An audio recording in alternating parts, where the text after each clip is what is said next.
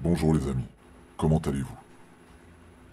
Aujourd'hui, je souhaitais traiter de plein de sujets. Parce que franchement, il y a beaucoup à dire, encore une fois. Puis, je me suis dit, putain, ça casse les couilles, ça casse les couilles. J'en ai marre de focus sur ces gens-là, là. Ils sont en train de se démasquer tout seuls, et puis ce n'est pas pour autant, voilà, que je vais m'arrêter dans ma quête de vérité. Et que s'il y a des choses à dénoncer, je vais les dénoncer. Mais là, vous voyez par exemple le sanglier jaune que vous connaissez sûrement, très certainement, a donné la parole encore une fois à Jérôme Rodriguez. Et sur quel sujet, je vous le donne en mille, sur son business. Pour qu'il s'explique, pour qu'il se justifie, etc. Et en fait, il y en a marre. Il y en a marre de ces résistants, parce que quelque part c'en est un. Voilà, j'ai pas forcément de reproches à faire au sanglier jaune par rapport à sa démarche globale. Bien qu'il y a toujours des choses à redire. Mais que ce soit lui ou Gabin encore, là. Voilà, Gabin, aussi avec son histoire, là, où il s'est exprimé sur les européennes. Oh là là. C'est un bordel leur truc, un bordel. Très clairement, c'est un bordel. Et donc le sanglier jaune lui a donné la parole en lui disant qu'aurais-tu à dire à ceux qui te qualifient de vendeur de pins? Ce à quoi il a répondu, je les emmerde, et pour finir par ce sont des connards. Donc voilà, et moi ça me gêne profondément. Et je suis désolé, une personne qui se positionne comme étant un influenceur au sein du mouvement, comme étant un pseudo-porte-parole, etc., il n'a pas à tenir ce genre de discours. On peut comprendre qu'il soit excédé. Parce que dans l'intégralité de cette vidéo, il y a des trucs qui se font pas, très clairement. Voilà, il montrait à l'image, sur son téléphone, des images qu'il a enregistrées, où, par exemple, quelqu'un a fait un montage de lui en mode cyclope. Bah non, c'est pas marrant, non, c'est pas marrant, voilà. Parce qu'il faut savoir faire la part des choses entre ceux qu'on leur reproche et puis la méchanceté, quoi, tout simplement. Ça, je ne cautionne pas, je trouve ça dégueulasse, quoi, voilà. Il a perdu son œil, bon bah, quoi, c'est petit d'attaquer là-dessus, vous voyez. Mais après, voilà, c'est pas parce que, quelque part, il capte notre capital sympathie qu'on doit oublier ce qu'on lui reproche et les questions qu'on a à lui poser. Et c'est là où ça me pose problème, en effet. C'est que les gens s'interrogent. Et concernant le rôle qu'il s'est donné dans le mouvement, il devrait faire preuve de sagesse et faire preuve de pédagogie pour expliquer les choses. Nous, ce qu'on lui reproche, c'est pas des trucs farfelus, des trucs de jaloux ou de haineux, parce que ça aussi il a dit, voilà, ce sont des haineux, etc. Et il joue au même jeu de l'oligarchie, là, de l'élite mondialiste et du pouvoir dominant. Soit lorsqu'on met des vérités sur la table, ils vont nous qualifier de complotistes en médicalisant notre façon de penser, notre liberté d'expression et de penser, tout en la rabaissant à une pathologie. Monsieur, vous êtes complotiste, voilà. Alors le mec, il a fait genre 1 heure de laïus où il met des preuves sur la table. Et le mec en face de lui va lui dire Monsieur, vous êtes un complotiste. Voilà, donc ça détruit en fait toute sa démarche, ça le fait passer pour un dingue, le mec. Et Jérôme Rodriguez, si clairement c'est quelque chose qui le gonfle, eh mec, t'as qu'à faire une vidéo, d'accord, où tu t'exprimes une bonne fois pour toutes sur le sujet. C'est une question de principe et de valeur, c'est-à-dire que tu ne peux pas générer de l'argent en surfant sur l'ADN du mouvement, soit le gilet jaune, c'est-à-dire que tu as accaparé ça pour en faire un business. Et à côté de ça, il se défend maladroitement en disant qu'il a protégé la marque pour qu'elle ne soit pas récupérée. Bah du coup, vu que c'est toi qui l'as récupérée, bah donc ça pose aucun problème. Bah si, ça pose autant de problèmes. À la limite, t'aurais dû protéger la marque, point, barre. Et les malentendus pourraient être réglés très rapidement s'il prenait le temps, en toute sérénité, d'expliquer la chose une bonne fois pour toutes, et pas dans le cadre d'une prise de parole par le biais, le prisme d'une autre personne ou d'un pseudo-média indépendant, là, slash Gabin Formon, hein. Donc, Jérôme Rodriguez, t'es trop vulgaire. T'as pas insulté les gens. Et si tu te comportes comme les gens que tu critiques, bah ça fait pas de toi quelqu'un de meilleur, hein. Ça fait juste de toi quelqu'un de con. Et ça, il faut que tu puisses l'accepter, qu'on puisse te dire que t'es quelqu'un de con. Sans forcément rabaisser la pensée d'une personne au fait que ce soit un haineux. Voilà, ça peut être que un haineux selon toi. Y a pas d'autre alternative, ça peut pas être quelqu'un d'intelligent, de cultivé et qui sait ce qu'il dit. Non, c'est pas possible ça, c'est forcément quelqu'un de haineux. Voilà. Et bah super, ok, très bien. Mais t'as pas à prendre les gens de haut comme ça. C'est bon, tu sais quoi, on a compris l'image que tu veux te donner. Du mec populaire, qui vient des quartiers, proche des gens et qui parle franchement. Mais tu sais, le fait de parler franchement, Ça t'émancipe pas d'être respectueux vis-à-vis des gens. Hein. Enfin bon, bah tu sais quoi, fais comme tu veux. De toute façon, j'ai rien à te dire, moi je suis personne. Toi non plus, t'es personne, mais tu t'es, donné un rôle dans le mouvement, tranquillement. Super, et bah, ok, c'est bien, c'est bien. Continuez là, votre petit manège. Et donc, ouais, Gabin Formon aussi, je voulais dire des trucs sur lui, je voulais mettre des images, etc. Mais j'en ai marre de voir leur gueule, j'en peux plus de voir leur tronche. J'en peux plus, je sature là de voir leur gueule. Et quand ils s'expriment là par rapport aux européennes, mais Gabin, s'ils m'entendaient là, ton avis, tu te le prends et tu te le carres, je pense, parce qu'on en a rien à foutre. T'as quelle légitimité, toi, pour t'exprimer sur ce genre de sujet? En plus, en étant un influenceur. Et donc, juste petite info pour vous les amis, vous regarderez en description, si vous le souhaitez, évidemment. J'ai mis un lien concernant les macro-influenceurs. D'accord? Il y a les micro-influenceurs, les macro-influenceurs et les méga-influenceurs. Parce que nous cherchons à qualifier leur statut au sein du mouvement, puisque ils ne souhaitent pas le faire. Vous surfez toujours sur tout et son contraire, comme ça, quelque part, vous n'avez aucune responsabilité. Il est temps que vous puissiez officialiser votre putain de position dans le mouvement. Et très rapidement, par rapport aux micro-influenceurs, macro-influenceurs et les méga-influenceurs, donc c'est quelque chose d'irréfutable, c'est-à-dire que c'est un terme qui existe. Et ça veut dire qu'ils ont une responsabilité par rapport à leur rôle. Et donc bon, je termine sur les micro-influenceurs, etc. Les micro-influenceurs, c'est à partir de 20 000 abonnés. Un macro-influenceur, c'est à partir de 100 000 abonnés, ou plus. Et les méga-influenceurs, plusieurs millions. Et ce qui est dit concernant les macro-influenceurs, et vous irez voir en description, j'ai mis le lien, les macro-influenceurs se caractérisent par leur communauté importante, au moins plus de 100 000 followers, bah on est dedans, voilà, en plein dedans. Auparavant, seules les célébrités étaient privilégiées pour toucher un large public. Mais les médias sociaux ont permis l'émergence de nouvelles personnalités online avec une portée et une influence remarquables. Et puis après, il parle de marketing. Parce que, si vous vous renseignez, vous verrez ce que les marques sont prêtes à payer pour faire passer leurs produits à travers les macro-influenceurs. Et on parle là de dizaines de milliers d'euros. Hein. Donc au bout d'un moment, il va falloir que vous nous disiez ce que vous êtes dans le mouvement. Vous pouvez pas vous la jouer freestyle parce que vous l'avez décidé, non, ça va pas se passer comme ça. Donc bref, j'avance, parce que voilà, j'ai passé du temps à parler de ces gens-là, encore une fois, et il y a encore plein de choses à dire, voilà. Donc voilà, comme vous pouvez le voir là, sur ce visuel, l'utilité des porte-paroles, nous faire tourner en rond, voilà. Hein. Parce que là, on va voir dans cette vidéo, en effet, que non, il y en a marre de leur petit manège là. On peut décider aussi d'arrêter de les suivre, hein, ces gens-là. Parce qu'ils ont régi tout l'ensemble du mouvement, mais pas de la bonne manière, et vous allez voir pourquoi. Et en complément de ce contenu, je vous invite à visionner une précédente vidéo, si vous le souhaitez, évidemment. Et cette vidéo s'appelle « Et si les porte-paroles influenceurs étaient ?» 3 petits points. Rêvons un peu. Et je vous mets le lien en description. Donc allez, c'est parti. Rentrons dans le dur. Des influenceurs gilets jaunes carriéristes. Ah ouais, on est dedans, hein. Voilà. Inutile d'en dire plus hein, là-dessus. Hein. À qui sert la crise Bah pas à nous. Hein. D'accord. Et moi, ce que j'aimerais faire, c'est, voilà, prendre leur tête, les mettre dans la corbeille, pour passer à autre chose. Donc voilà, c'est une métaphore. Moi, je les mets dans la corbeille, c'est-à-dire que je veux avancer. Et là, boum, chargement. On peut passer à autre chose. Voilà, l'utilité des porte-paroles, aucune. Après, je ne vais pas être totalement de mauvaise foi. Il y a du bon, il y a du mauvais, il y a plus de mauvais les concernant. Moi, c'est ce que je pense, très clairement. Mais j'estime que, voilà, ils ont porté le mouvement, même si c'est pas pour les bonnes raisons, selon moi. Ils l'ont porté, quelque part, ils lui ont offert une tribune. Médiatique, pour le coup. Bah, forcément, de toute façon, ils sont en plein là-dedans. Mais sauf que, voilà, bah, comme toutes les personnes, comme la plupart des humains, ils ont des opportunités, ils deviennent carriéristes, ce sont des macro-influenceurs, voilà, mettons des mots sur les choses. Là, on se base sur plusieurs mois de mouvement. Donc on a un recul sur la situation. Donc on peut émettre une critique, on peut émettre une opinion. Et une critique peut être constructive, et c'est d'ailleurs comme ça qu'ils devraient le prendre. Bref, avançons.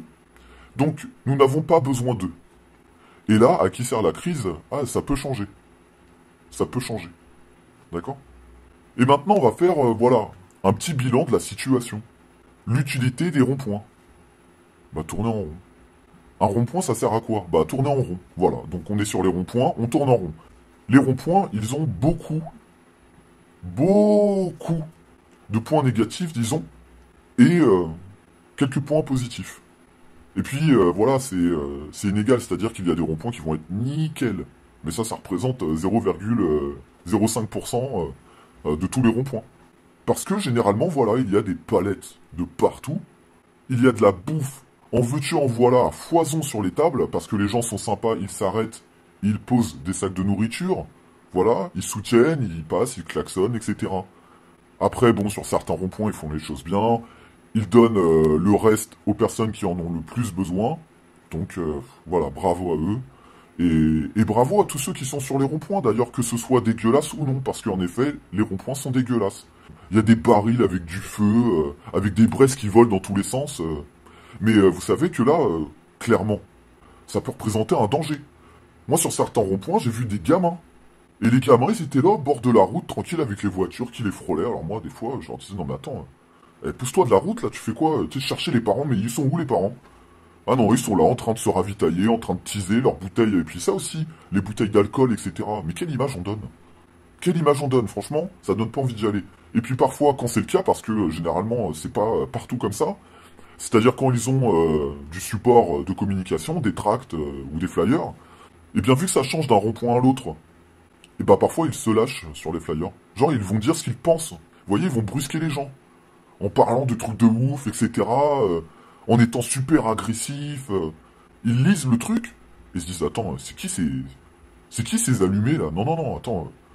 Déjà ils squattent le rond-point, ça me casse les couilles. En plus, t'as vu ce qu'il dit, chérie? Non mais attends, ça c'est pas normal. Non mais ils veulent la guerre ces gens-là, c'est quoi? Putain, mais en fait ils vont mettre en danger notre propre situation. Non, non, non, ça va pas se passer comme ça. Bah voilà. Là où je veux en venir. Et pourquoi ce n'est pas de leur faute? Pourquoi? Parce qu'il aurait dû avoir une charte des ronds-points, une charte qui régirait la manière dont doit être géré un rond-point. C'est-à-dire avec les mêmes supports de communication déjà pour commencer, qui parlent de nos revendications sans mettre de notes personnelles. Ça va pas jouer sur leur capital sympathie nous concernant, hein, très clairement. Et si vous connaissez un peu la vente et la communication, le marketing, tout ça, il y a une phrase qui dit, je me rappelle plus c'est quoi, en gros, voilà, une personne de satisfaite va en parler à une personne ou voire pas du tout, mais une personne d'insatisfaite va en parler à tout son entourage.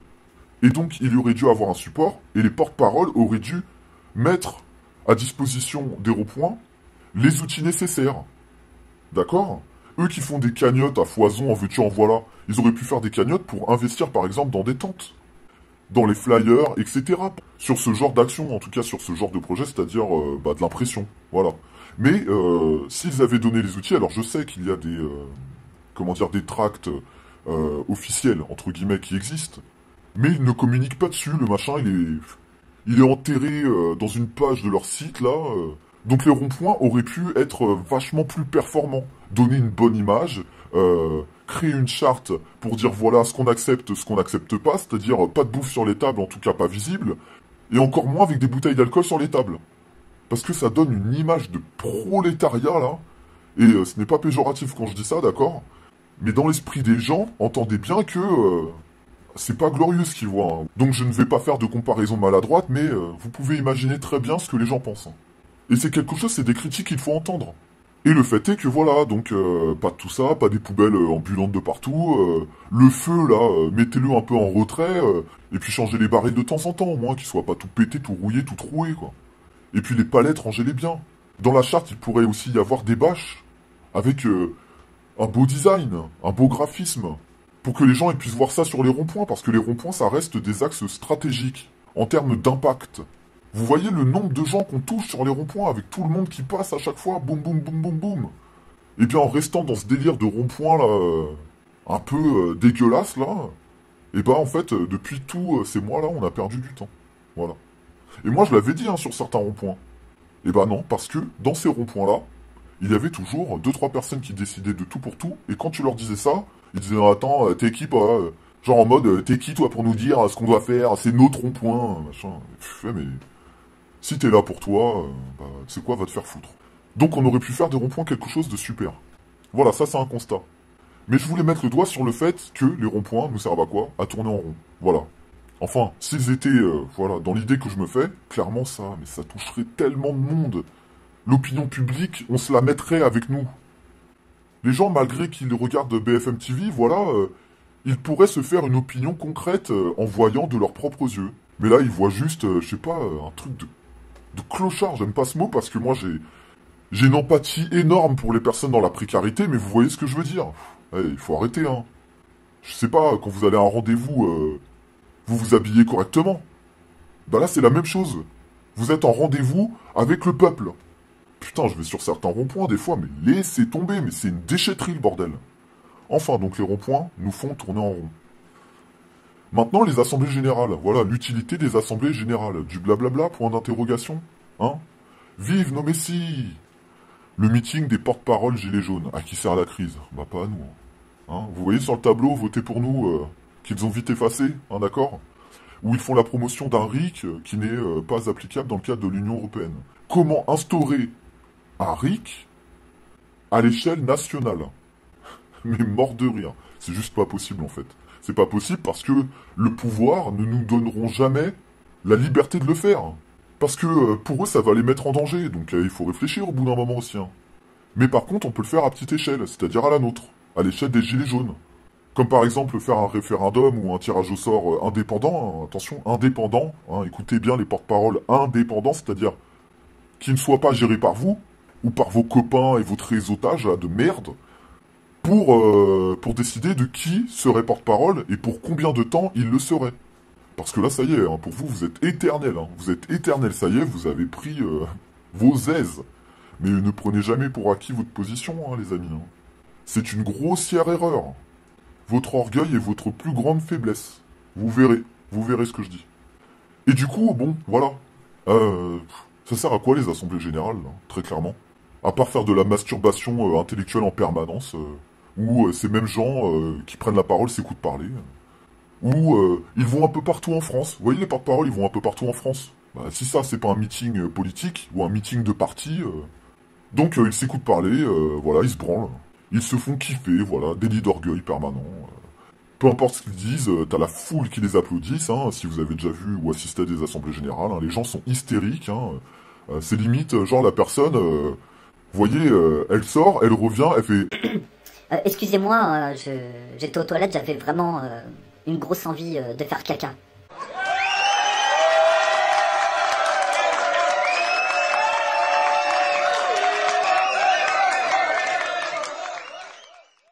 Donc ils sont en train de défendre un truc qui n'est même pas applicable en plus.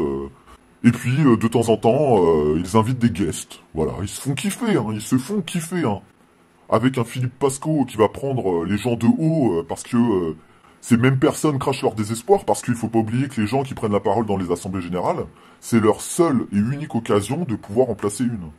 Donc et on peut comprendre qu'ils sont en colère, d'accord? On peut même comprendre qu'ils débordent un peu. Parce que ça leur fait du bien de cracher tout ça. Mais non. T'as l'autre, Philippe Pasco, genre il se vénère, hein, le mec, hein. Il va faire les gros yeux, lever le doigt en l'air, là, et dire « Ouais, attendez, baissez d'un ton Mais tu te prends pour qui, Philippe Pasco, là? Encore une fois, hein, ta légitimité, tu ne la tiens de personne d'autre que les gens qui t'y ont autorisé. Et c'est pas le peuple, d'accord? Donc redescends, là. Retourne sur RT France, là, et dans les médias que tu critiques tant, là, d'accord? Et puis, viens pas nous casser les couilles, voilà. Ça fait des années, là, que tu dénonces et ça n'a rien changé. Et d'ailleurs... Ça complète un peu mon propos parce que en effet, voilà, là, les assemblées générales, les ronds-points, tout ça, mais on va en faire pendant combien de temps là? Jusqu'en 2022? Jusqu'aux nouvelles présidentielles pour que on voit ces mêmes porte-paroles, ces mêmes acteurs de crise et ces mêmes mange-merde là qui se mettent sur les listes électorales parce que c'est marrant, il y a un site internet là qui est sorti là d'un mec qui avait aussi créé un site internet lors des dernières élections. Où il a mis Maxime Nicole, Éric Drouet et toute la bande dedans, en tant que candidat potentiel.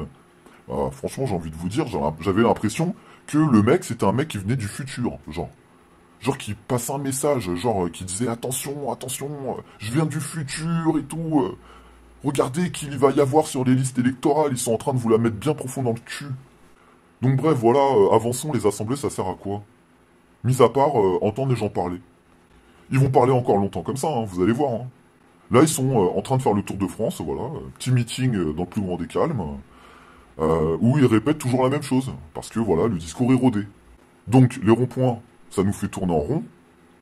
Les assemblées générales, ça nous fait perdre notre temps à écouter des gens et à les mettre en lumière, là, dans le cadre d'une masturbation intellectuelle permanente. Donc là, stop, c'est bon. Continuez de parler, là, dans votre coin, là. Et nous, on avance. Et maintenant, voilà l'utilité des manifestations. Faire ce qu'on attend de nous. Macron, démission, ouais, bah oui, comme s'il allait démissionner, le mec. Tu sais, genre, vous voyez le personnage, vous le connaissez, quoi, quand même, depuis le temps, là. Vous pensez qu'il va faire un communiqué officiel, qui va dire, oui, les Français ne m'acceptent pas, alors, je m'en vais. Enfin bon, qu'est-ce que vous voulez que je vous dise? La force pour faire plier tout un État, à qui sert la crise? Pas à nous. Voilà, encore une fois, hein, la France, cinquième plus grande puissance armée du monde. Qu'est-ce qu'ils veulent, le peuple, quoi? Les gens, pas le peuple, hein, pardon. Les gilets jaunes, en tout cas les manifestants, et puis qui font partie du peuple, qui souhaitent en découdre et user de violence. Mais vous attendez quoi, en fait? Qu'est-ce que vous voulez? Créer une guerre civile, c'est ça? C'est ça que vous voulez? Vous êtes nostalgique d'une période que vous n'avez pas vécue, c'est-à-dire vous voulez vivre la guerre, c'est ça? Bah allez dans des pays où c'est la guerre, alors si vous voulez vraiment défendre une cause honorable. Allez-y, allez vous battre, prenez les armes. Déjà qu'on est tous en PLS quand ils nous foutent un coup de gazeuse, bah alors imaginez, si demain il y a l'état d'urgence, où ils vont nous braquer un flingue sur la gueule, parce qu'ils auront la légitimité de le faire. Et n'oublions pas non plus que nous ne sommes que 1% de la population française à nous soulever, ou en tout cas à rejoindre l'idée d'un changement. Et d'un point de vue numéraire, nous ne sommes pas légitimes à faire plier 99 autres pourcents des Français. Et clairement, pour ma part, je n'aurais jamais confiance en un peuple qui pourrait faire plier le gouvernement, un État, par la violence. Clairement, ça m'inquiéterait, parce que je me dis que, quoi, demain, si c'est ces gens-là qui prennent le contrôle, mais si je ne suis pas d'accord avec eux, mais qu'est-ce qui va m'arriver? Je vais être, genre, lynché sur la place publique, c'est ça? Vos méthodes portent un message qui ne peut pas être compatible avec une vision de paix et d'avenir que nous nourrissons, c'est pas possible. Et puis qui plus est, avec les manifestations, qu'est-ce qu'on fait? Donc déjà, on marche pendant des plombes, on se fait tabasser, et puis en plus, on contribue à nourrir l'opinion publique et pas dans notre sens. Hein. D'accord? Parce que, encore une fois, on offre au pouvoir les outils de l'oppression et la légitimité d'action. Parce que dans les médias mainstream, vous savez ce qu'ils regardent, vous savez ce qu'ils voient. Et puis de temps en temps, ils voient, voilà, des branquignoles, là. Voilà, j'avais envie de dire ce mot, tiens, branquignoles, voilà. Des branquignoles comme Jérôme Rodriguez, comme Éric Drouet, comme Maxime Nicole, et compagnie, là, ou Ludoski, voilà, qui s'écoute parler, alors elle, pareil, voilà. Elle s'auto-kiffe parler, c'est quelque chose, c'est un exercice qu'elle aime faire. Hein. Vraiment, elle s'écoute parler. Et quand tu lui donnes ton opinion, elle va toujours dire... alors oui, bon. Par contre, moi, ce que j'en pense, mais on s'en bat les couilles de ce que vous en pensez, hein, les porte-paroles. Vous n'êtes pas là pour dire ce que vous pensez. Vous êtes là pour porter la parole. Vous êtes des messagers. Dans ce cas-là, encore une fois, officialisez votre rôle dans le mouvement. Et puis, à ce moment-là, on va voir si ça convainc tout le monde. D'accord? Donc bref, avançons. Hein. Les ronds-points nous font tourner en rond. Les assemblées générales nous font perdre notre temps puisque bah, on écoute des gens parler et s'écouter parler, hein, et puis qui font leur même discours un peu partout en France. Les manifestations donnent les outils au pouvoir, encore une fois, de l'oppression, la légitimité d'action face à l'opinion publique que nous perdons lors de ces manifestations.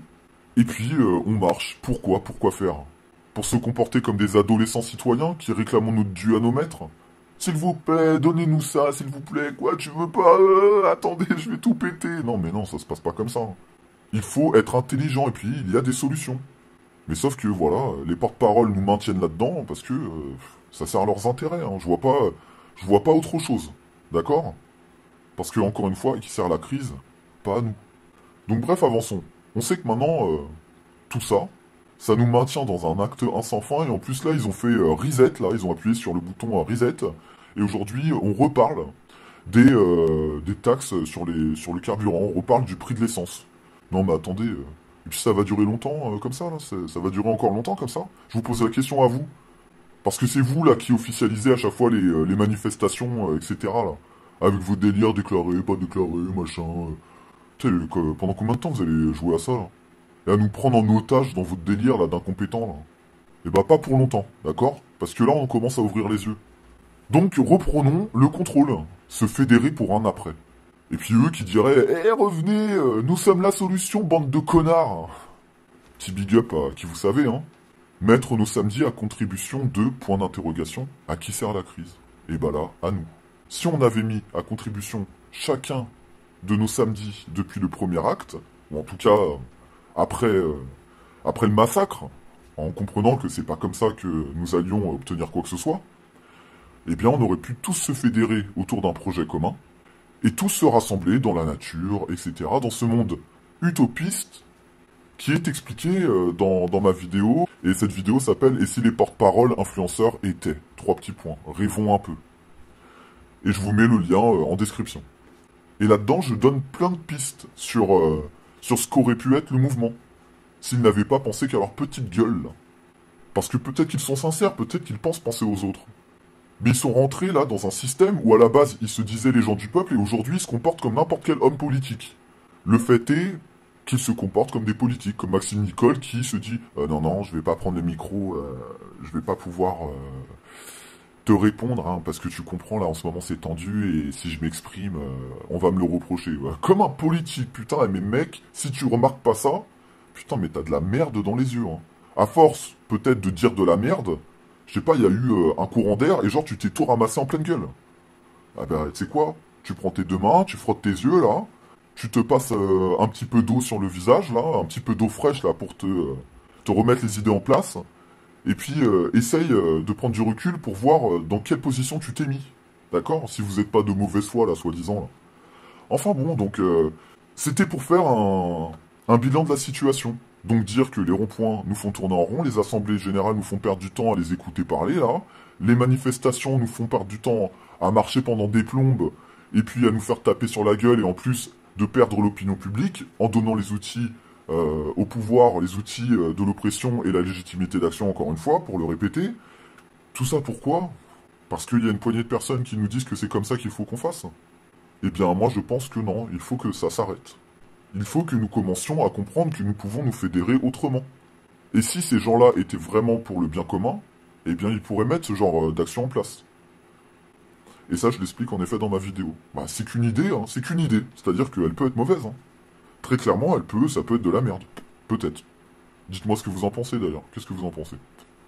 Combien de temps on va faire ça là? Combien de temps? Je vais terminer cette vidéo par une petite promesse que j'ai fait à Ramoussa, qui a fait donc une petite vidéo où elle récite un texte, un slam, si on peut l'appeler ça comme ça. Et franchement, j'ai adoré. Déjà, elle raconte un peu une partie de sa vie et je trouve ça vachement touchant. Personnellement, ça m'a touché. Et je lui ai dit, attends, ça m'a inspiré. Je lui ai dit, Anne, attends, franchement, ton message là, ce que t'as fait, mais ce serait génial qu'on puisse le reprendre, chacun de notre manière, en parlant, en chantant, en rappant, en slamant, peu importe. Juste même dans le cadre d'une vidéo, sans musique, sans rien, où on parle. Et on prend c'est-à-dire la structure du texte, et on y apporte notre petite touche personnelle. Mais la genèse, la racine serait le texte de Ramoussa. Pas le texte que je vais vous montrer. Alors, ne soyez pas trop dur avec moi. Je suis un grand fan de hip-hop. Voilà, culture old school, boom bap, etc. Et pour ceux qui connaissent Piège de freestyle, bah j'ai voulu me la jouer un peu comme ça. Bon voilà, pour moi aussi cette chaîne c'est un laboratoire, donc si j'ai envie de me faire plaisir, et peut-être que vous allez passer un beau moment, peut-être que vous allez trouver ça nul à chier, vous pouvez même me le dire, sur ça je serais pas du tout susceptible, parce que même moi là en écoutant le truc, je me suis dit mais qu'est-ce que tu fais? Genre, je vais tomber sur les sites là des cassos du rap, genre en mode Amandine du 38, etc. Ça m'a fait plaisir de le faire, voilà. Donc bonne écoute. Merci de m'avoir écouté. C'était Jeffrey et puis je vous dis à très vite.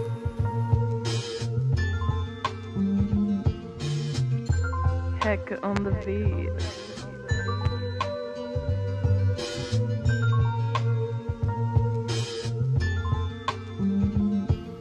Comme un vent de soulèvement dans nos vies.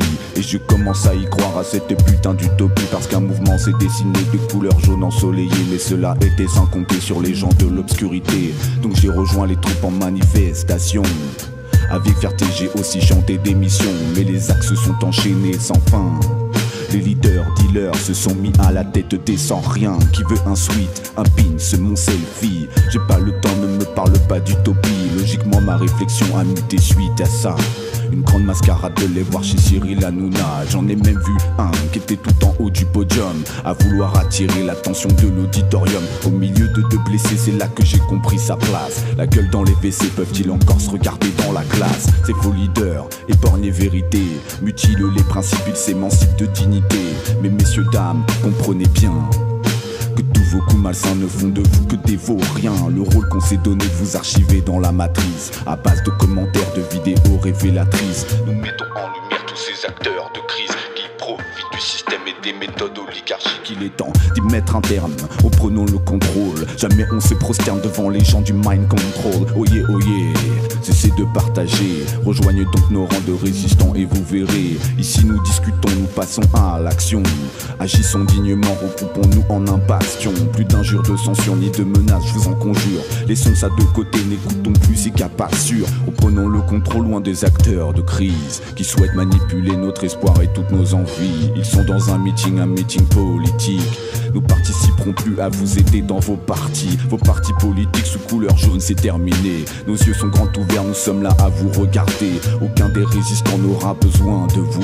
Nous nous émancipons de votre règne, rien à foutre. Si vous pensiez aux autres, vous laisseriez la place à tous les gilets jaunes sans couleur et sans la casse. Il n'y a pas de leader, il n'y a pas de place. À tous les gens comme vous qui nous maintiennent sur la place, vous pouvez y rester, vous serez démasqués alors que nous avançons dans la quête de la vérité. Chaque jour nos rangs grandissent, chaque jour les gens grandissent, et ils se rendront compte que vous vous êtes rendus complices. Dans une époque lointaine que nos anciens ont bien connue, vous seriez qualifiés de collabos et de vendus. Nous sommes des résistants, nous nous battons dans le présent pour un avenir meilleur, un nouveau monde pour nos enfants.